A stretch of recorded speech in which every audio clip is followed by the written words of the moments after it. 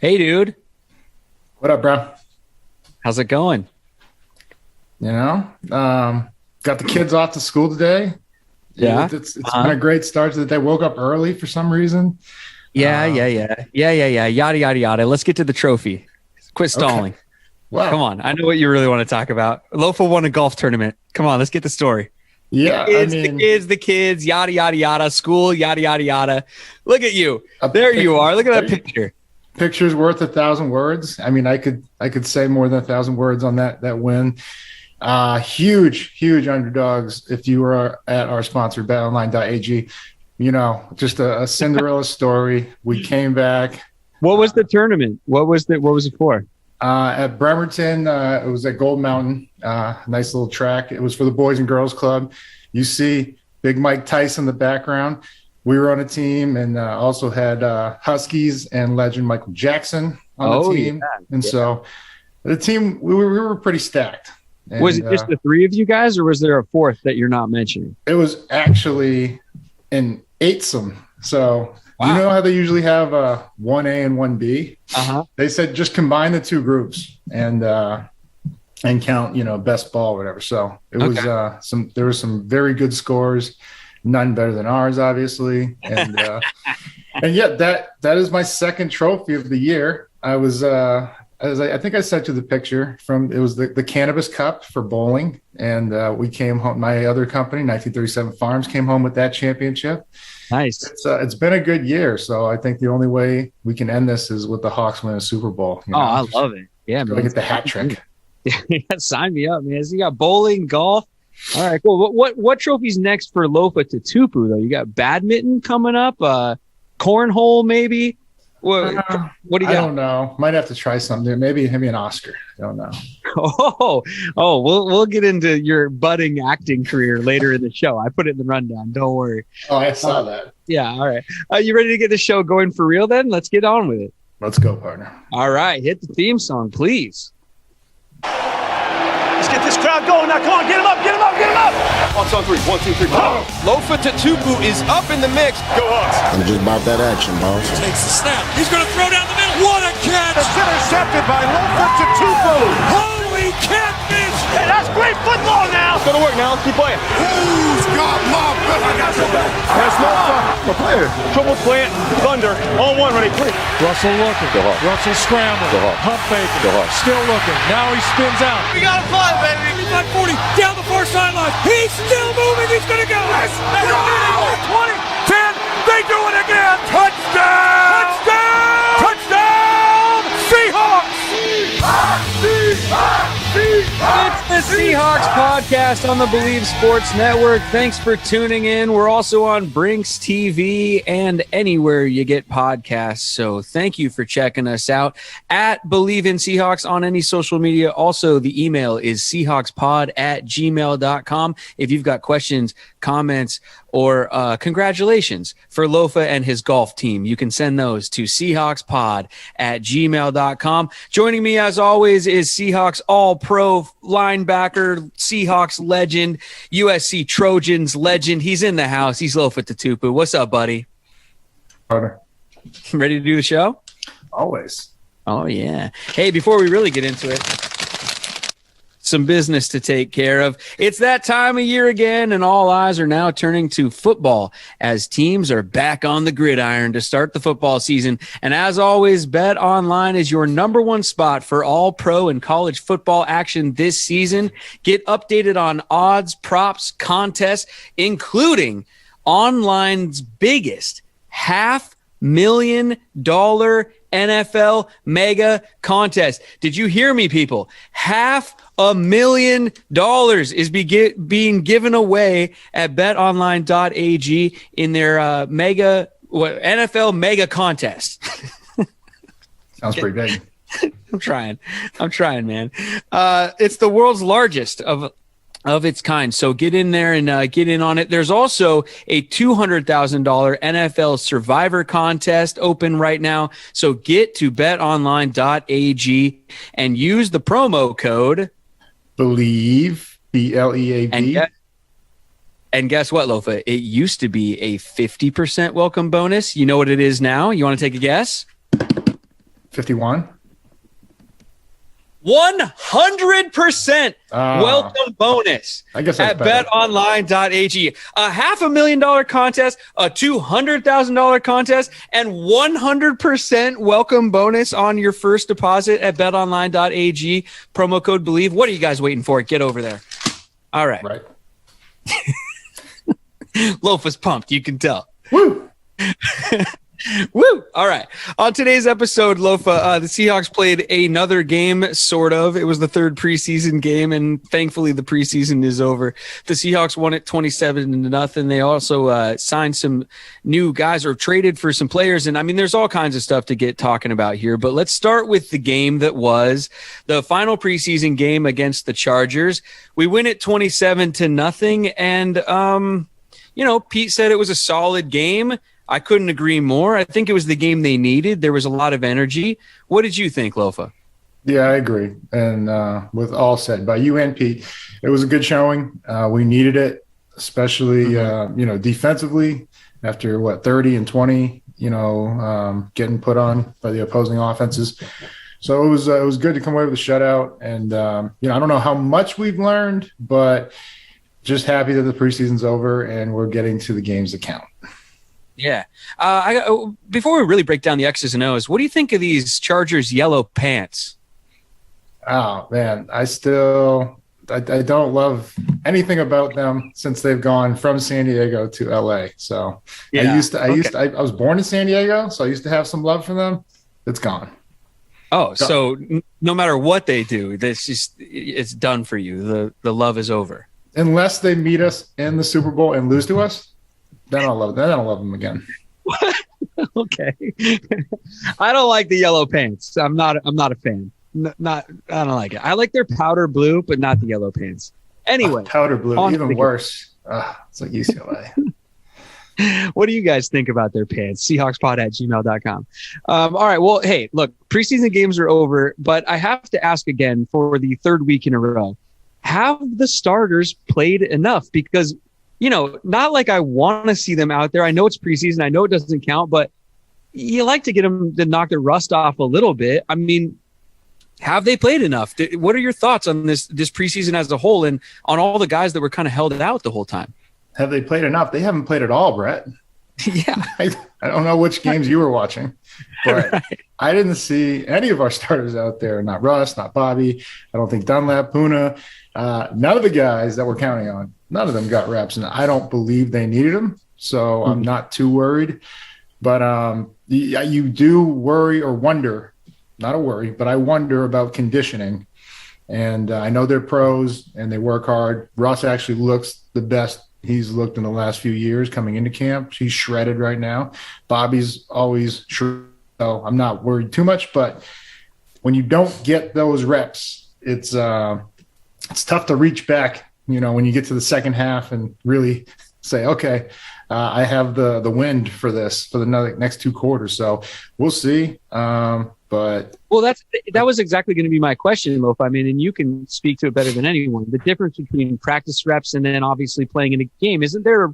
There's a difference in the speed, right? You can't replicate.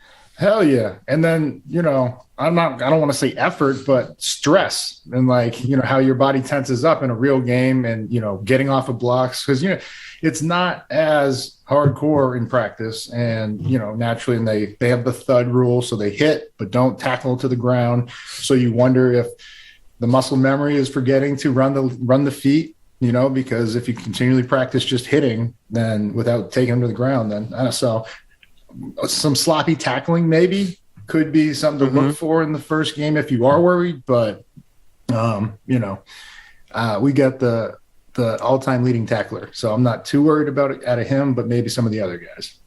Yeah, I hear you, man. It's got me a little nervous, I have to say. Just the conditioning I'm nervous about. The conditioning because, think about in high school when, I played both sides, offense and defense in high school, Ironman, and you always thought you were in great shape until you go to basketball. And then you're like, well, that's not basketball shape.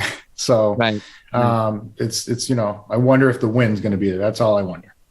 Yeah, it's got me a little nervous, man. I don't know, but we'll see what happens here. Let's talk some running backs because, man, Alex Collins. I mean, this third game was pretty much the Alex Collins show. We both love him. We've talked about him a million times on the show. I think we really love what he brings to the table. He's still only in his fifth season, I think, which is strange because it feels like he's been around forever. But I forget how relatively young he is, and man, he looks good, dude. I'm so excited to see him play. What'd you make of his game?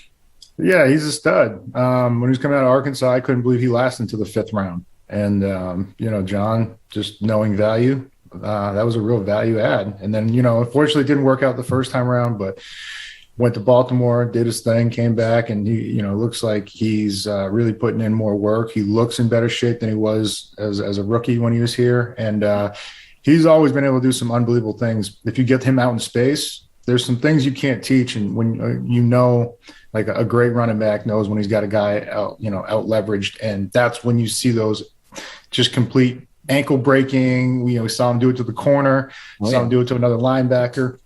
And that's the stuff you can't teach that, man. A kid either has that and he knows spatial awareness, how to set somebody up and make them look bad. Yeah. And I mean, that one of those was a 1st round pick too now. So it's not like that guy doesn't want to tackle. He can tackle.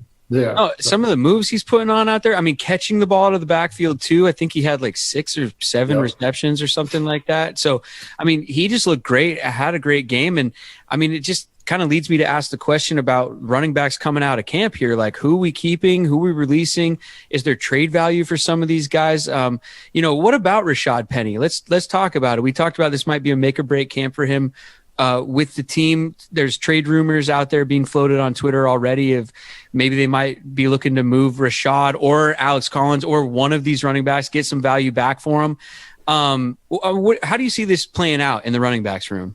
Yeah, I don't know in terms of trade value how much Rashaad holds just because of the injury history. So I think, if anybody was going to be moved for, some value and, a draft pick or another player, it would be Alex, especially with what he's shown he can do, what he's done in the past. I know, but I don't want to let him go, man. Seahawks fans didn't want to lose him the first time around. They're going to be pissed this second time around, especially after that last game, man. Yeah, no. But then, you want to talk depth, and a guy that really in the first game or two showed a ton of versatility and reason to have a lot of confidence behind Carson is DJ Dallas. And, I keep talking about it. I know it's just college, but averaging 6 a carry is pretty impressive. And then everything he's shown he could do. There's maybe some tough decisions to be made back there, but I don't think that they give up on Penny just yet, just because, I mean, Pete's always raving about him. Each year he said he's came in better, looking better and faster. He did look very explosive into the flats when he caught one of those passes. So we'll see. And then, with Carson's injury history, it's, he's missed a couple games every year. And so it doesn't hurt to have depth back there. Yeah, I hear you. But dude, if they trade Alex Collins but keep Penny, or I mean, the fans, people lose their minds, don't you think? I got faith in John. He always seems to do the right thing. So, what about Travis Homer? Because don't forget there too. I mean, how many of these guys do they keep coming out of camp? Because off the top of my head, you got Carson, obviously, Rashaad Penny, DJ Dallas, Homer, and then Collins, and then Josh. Who was running the ball there at the end of the game. I mean, he looked quick too. He was fast. And Josh Johnson. Yeah. So it's a stacked room right now. How many do they keep? And which ones do you think are on this roster game one? I'm going to hold your feet to the fire. Well, I mean, I think they keep 5. So Carson, Penny, Alex, DJ Dallas, and then Homer, I think are the 5 that make it. And Homer is almost exclusively a third down back and but more importantly a core special teams guy that does it all. So I'm going to say 5. All right. Let's move on to guys that were making their debut, or a guy that made his debut. And I mean, talk about excited. I'm pumped to see this guy play. He looks quick and everything. Dee Eskridge, he hit the field for the first time, caught a few passes, took a ball on a wide receiver fly sweep, and just looked, I mean, he just looks like a sports car out there. He's just like got a different gear, man. He looks like everyone else is in slow motion to my eye. What'd you make of Dee Eskridge's debut in a Seahawks uniform? Yeah, definitely fast. Very, very explosive. I mean, especially that sweep you said, and then also the over route. But, for all the hype, I'm going to need to see him keep his feet on that over route, going to the ground. That wasn't really that hard of a catch. He was catch it right there. Let me see you use those jets and turn upfield. So, of course, I'm going to be a little hard on him. That's essentially our first round pick, right? Yeah, he's a rook. You gotta let him know. Yeah. You can't let these rookies get the big head. Yeah. Pete seemed excited. The quote from Pete here is, he looks like the guy we hoped we would get when we picked him, and we're thrilled about it. So I think, we're going to see a lot of just plays called for him. Don't you think a little bit? I mean, he's kind of that guy. Seems like he might be able to be. He is who they thought he was.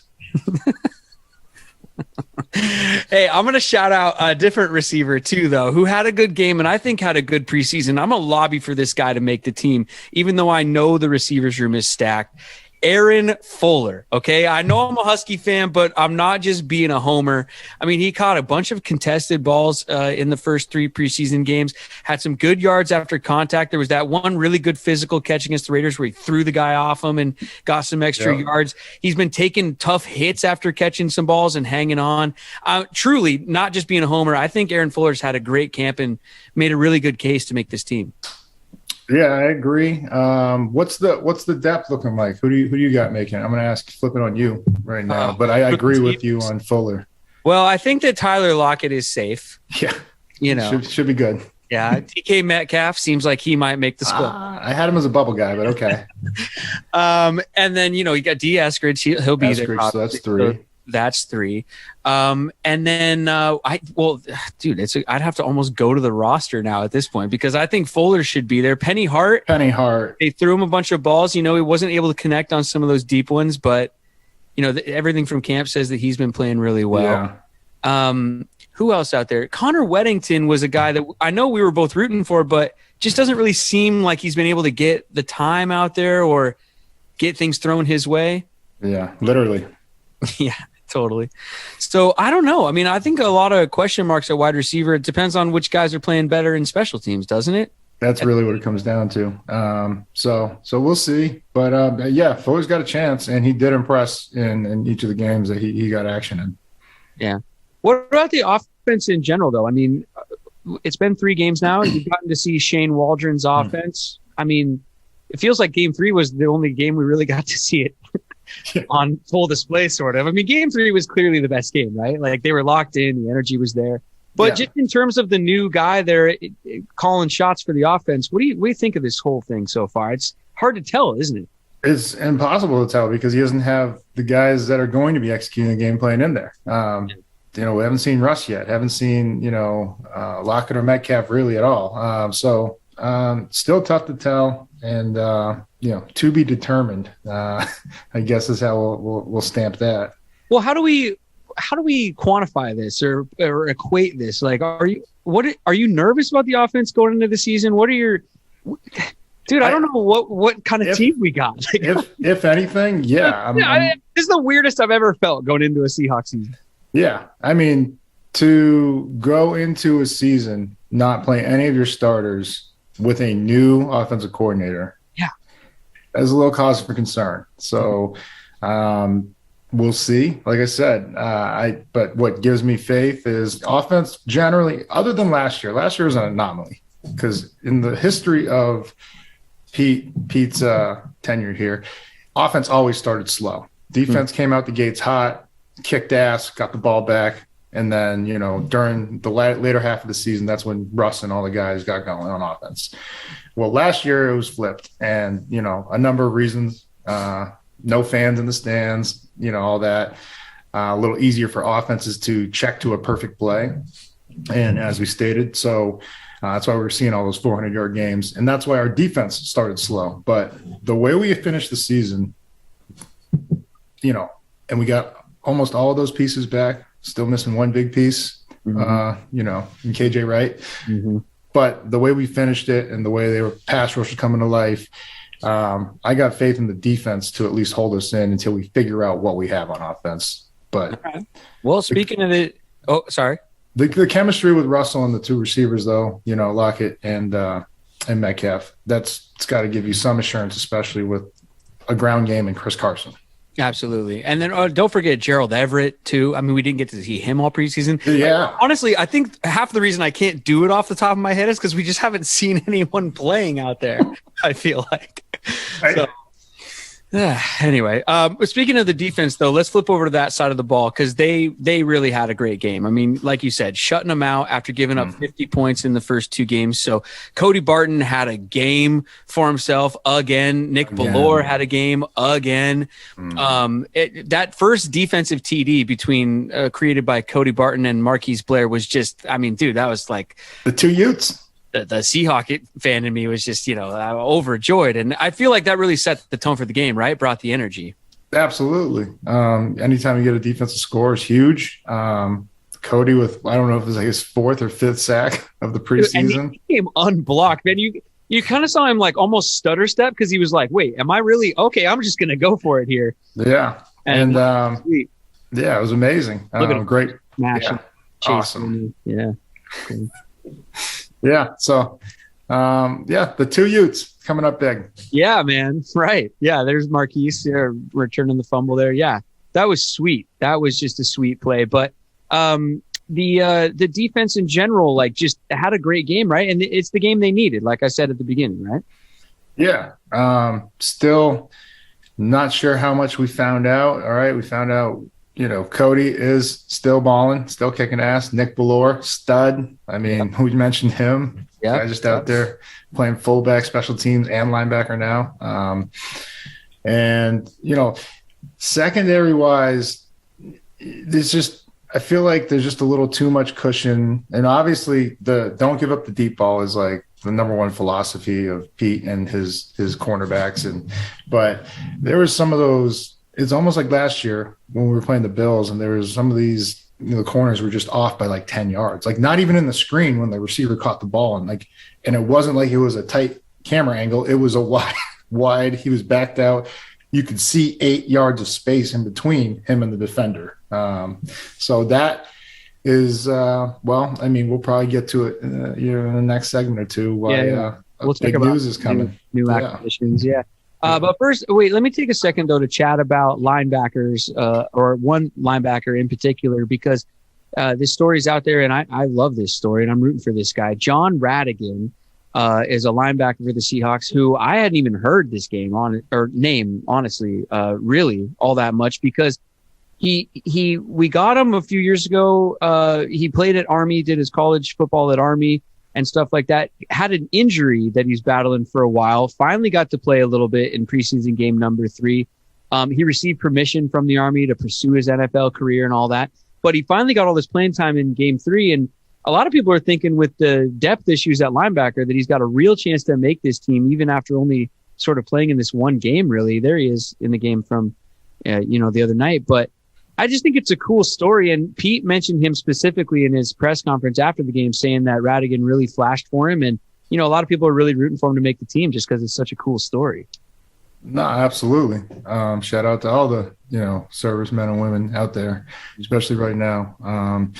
And it's a great story. Would love to see him make the squad. And he has a chance when you got to pull a fullback over to linebacker, because of the injury to BBK, then it does make some room and some consideration. And if Pete mentioned him by name, then he's climbing the ladder of Pete's favorites, just in terms of just like a guy that's flashed, like you said. Yeah, well, who's climbing the ladder of one of my favorites? Sweet segue, right? I'm a pro. Daryl Taylor, man. Daryl Taylor looks good, dude. He looks good coming off the edge. And you know what else? Bonus points for wearing sunglasses at his post-game presser. So Daryl Taylor, buddy, let's talk about number 52, man. He's looking sweet. There he is. There he is at the press conference wearing the shades. You got to love a guy who is seeing his first game action really ever. He's throwing the shades on the press conference. I love it. Confident. There's a fine line between confidence and cocky. And I feel like it's a line I ride every day, Lofa. It's a strong statement he's making there. But you know what? It's actually the best I've seen him look all preseason. Good for him. Yeah. There you go, right? What about his play, though, on the field, man? I mean, he looks pretty quick coming around the edge. I know it's just preseason, but we got a lot of depth, you know? I mean, just in terms of, like, depth-wise, you like to see this from a guy who's maybe one of your depth guys, but he's really getting in the backfield a lot. No, absolutely. He, you know, he's shown a lot of athleticism and explosion off the line of scrimmage. You know, great get off, some good bend to him when he came around on that play specifically that you're showing. And, yeah, you can never have enough pass rushers. I'll say that much, to put the pressure on the quarterback and get that ball to come out a little quicker. It can maybe, you know, hide some problems you might have elsewhere, you know, in coverage, if that's the case. What about you, though, with the sunglasses? You ever wear sunglasses to a presser? I don't think so. I can't remember. No. What about sunglasses inside in general? Are you a sunglasses inside kind of guy? Not a huge sunglasses guy anyways. I mean, okay. I'll wear them to a golf tournament, but I won't wear them while I'm playing. I don't know. And definitely not inside. I like sunglasses though. Okay. All right. I don't know if we got a definitive answer there. No. There you go. Well, yeah, the defense gave up 0 though. The shutout was sweet. And you know, hey, it was a preseason game. Oh, last shout out though for the game. Let's shout out Michael Dixon, who we have not talked about all preseason, but he's the man. He's our punter. It's weird to talk about the punter when you've got one like Dixon, you might as well mention him. That punt that he hit in this preseason game that just defied physics and checked up right on the goal line there. And then, shout out again to Aaron Fuller for keeping it in bounds and everything on a sweet special teams play. That's how you make the team, buddy. But Dixon's a weapon, isn't he? And I don't know, let's just give him some love. Yeah. I mean, he's been to the Pro Bowl or All Pro a year or two ago. Probably should have went last year. I just probably didn't have enough attempts, you know, with how Russ was cooking early in the season. So, but he changes field position for you. That's a true weapon. And then able to pin them down there. It's huge. Field position, you know, that leads to, you know, getting more opportunities. So absolutely, he's a weapon. But I missed that punt that you were talking about. I was probably going to the bathroom. Oh, dude, you got to look this thing up online. It is a thing of beauty. He launches this thing, and it's like one of those that's like the punt is going so deep that you're like, there's no way this is going to not just go right through the end zone. And then it just, I mean, it's like he like Lofa Tatupu on a fairway on an approach shot. It just, you know. You almost had me there, but you've seen one punt. You've seen them all. Oh, please. Whatever. Not when it comes to Michael Dixon. Also, I love that the Seahawks have had 2 entertaining punters in a row. I love it. Right. Well, one's entertaining. Like we talking about Johnny Ryan, like off. I wish they had a Johnny Ryan show. He probably does have his own show, actually. He probably is. While he was here, though. Yeah. I have some more news to do. That's why I was rustling the papers. Exciting news. Our podcast is partnering with PlayActionPools.com this season to bring some interactive fun to the sport that we love the most. You'll be able to get in on the action with our PlayActionPools.com Football Pick'em Challenge, which is open for everybody. So here's how it works. Now, this is a Bleav thing for the network here. So here's how it works. You sign up for our contest, the Bleav Football Pick'em at PlayActionPools.com, and then you put your picks in each week, and we are going to select the 10 highest profile games of the week between the NFL and college football. So those are the games you're going to be picking from. And whoever gets the most picks correct each week will win a pair of electric sunglasses and a pair of DC shoes. Are you kidding me? Little something for the face, little something for the feet. Lofa says he loves sunglasses, and I know he wears shoes sometimes. Huge sunglass, guys. Huge sunglass. Again, go to playactionpools.com, sign up for the contest, the Bleav, that's us, BLEAV, Football Pick'em. Oh, I guess I should have let Lofa do that. You can't be saying my lines, bro. I'm sorry. What are we called, Lofa? Bleav, BLEAV. Yeah, check it out, everybody. PlayActionPools.com. Lofa, up next for us here on the show, let's talk some Seahawks contracts. We've been doing this for weeks now, but there's more stuff going on and also trades and things like that. So First up, though, contracts. Quandre Diggs still looking for a new contract. What are we going to do here? Where did this one come from, and what are we going to do with this? It's real. This one is tough, man. And because I love Quandre, we all love Quandre, right? Yeah, he's done nothing but ball out since he's got here from Detroit. Whole locker room loves him. They always talk about how awesome he is.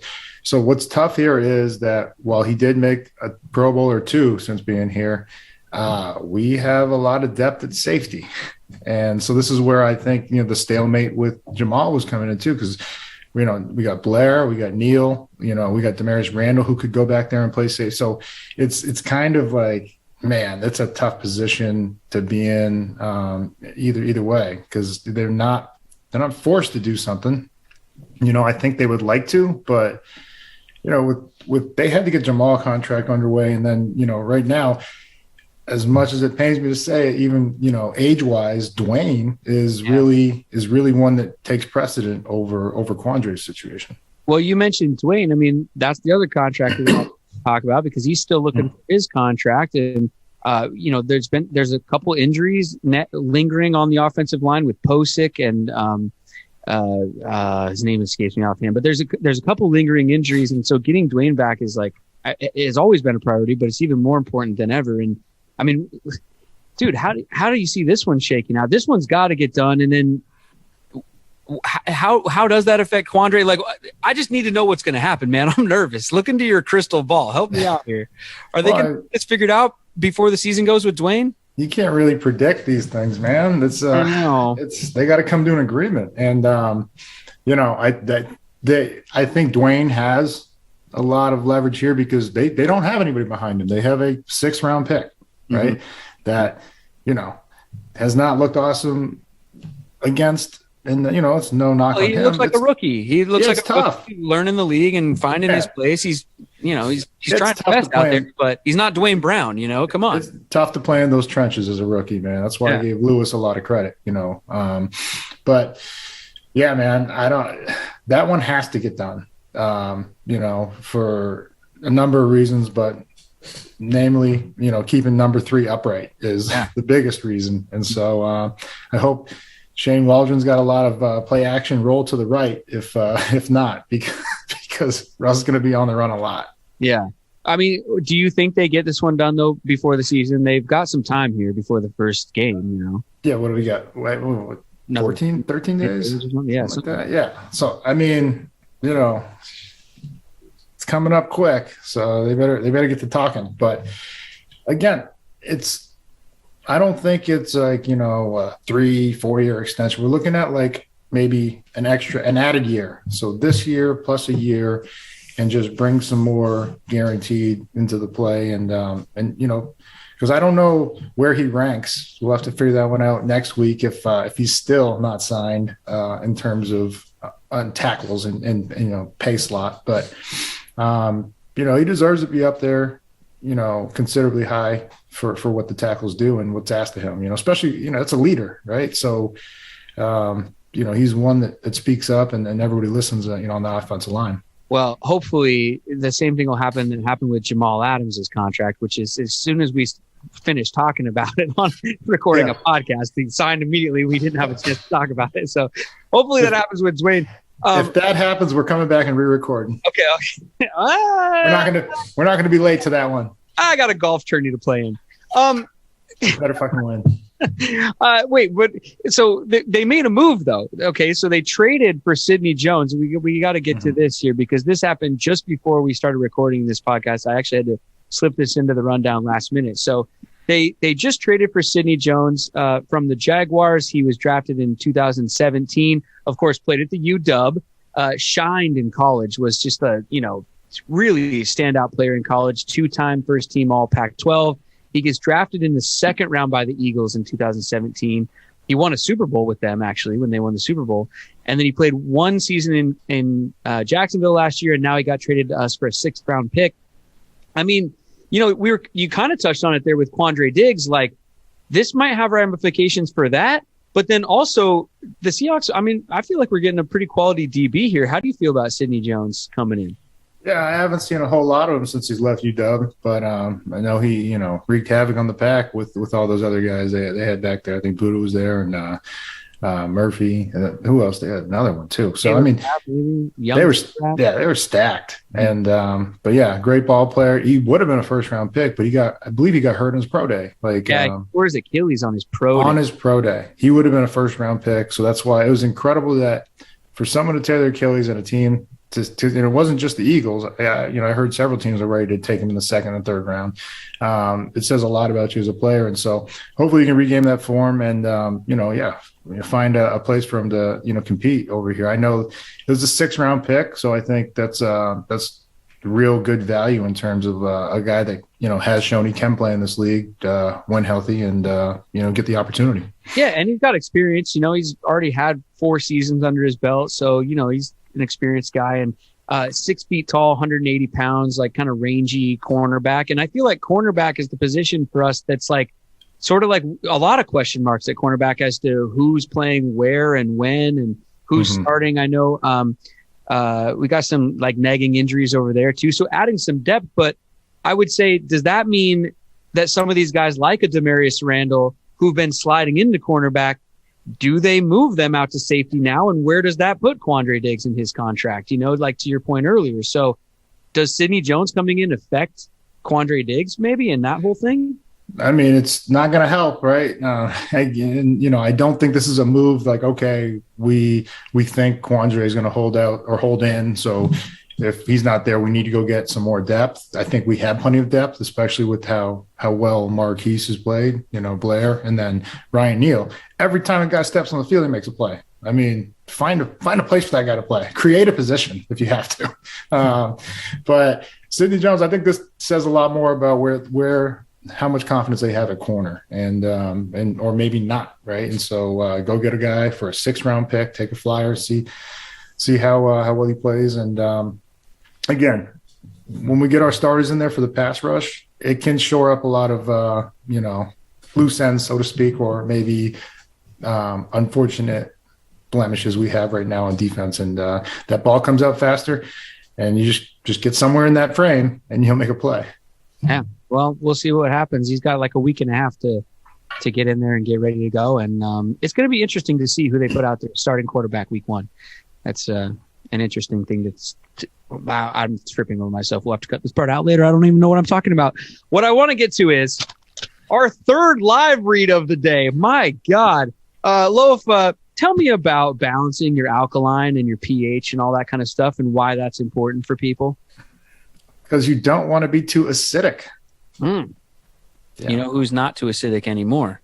Former NBA player Lamar Odom. He's got a company. It's called Balance 7. You go to balance7.com, use our promo code Bleav. You get free shipping on your order at balance7.com, and you get your pH all lined up and your alkalines and get all that acid out of your body and start feeling better and, performing better. More energy is the thing with this. So go to balance7.com, use promo code Bleav. Lofa, looking around the NFL a little bit, getting away from our Seahawks, it's going to be the year of the rookie quarterback, man. Don't you think? Like, there's a lot of rookie quarterbacks out there. Zach Wilson, Trevor Lawrence, Justin Fields, Mac Jones. The Patriots released Cam Newton. Holy smokes. Yeah. The Mac Jones era has begun in New England. Trey Lance up there in San Francisco. I mean, lots of rookie quarterbacks. I figure we just look around. I don't know if you've gotten to see many of them play or not, but I mean, off the top of our heads, like which one's starting, which ones are holding a clipboard, and do you think any of these guys get rookie of the year, and which one would it be? Well, I mean, they're going the non-traditional route of like just throwing them into the fire, right? Yeah. That's what we've seen from a lot of teams lately is draft a guy high and then let him sit for a year behind the quarterback. I think that's going to be the case in Chicago. I think that's going to be the case in San Fran, although they are saying they're going to experiment with, the 2-quarterback system, which I don't know how well that'll work, but we'll see. He will be out there for a couple plays. That's what it looks like maybe a package, kind of like Taysom Hill had in New Orleans. But that being said, This could be a quarterback class that we look back on, and like that 83 or 84 with Marino and all those guys that came out. It's just a group of just ballers, and I think that's the case. Especially Lawrence, the guy's lost 4 games in his entire career, and I think the 3 or 2 they lost this year. Yeah, that's more than half the games he's lost in his entire since he went to high school, since he went to college. One of those I think was a national championship, so it's like you can't even really fault him for that. And his hair has never lost.